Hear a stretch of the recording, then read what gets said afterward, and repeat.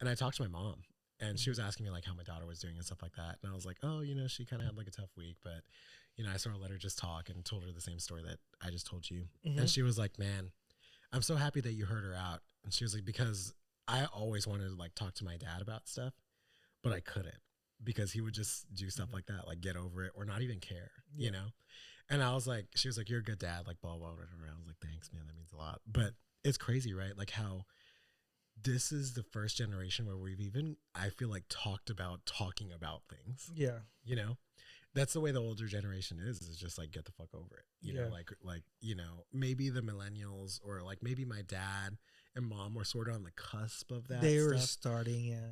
Yeah, but even then it wasn't really there, because they didn't know how, because they weren't taught. Yeah. Yeah. So you can't blame them. You can't blame them. You know what I mean? I never look back and think like, oh, my dad never talked to me. But like, it's like, dude, he literally had no idea. Bro, how. you literally just cried like before we started about your dad. Yeah.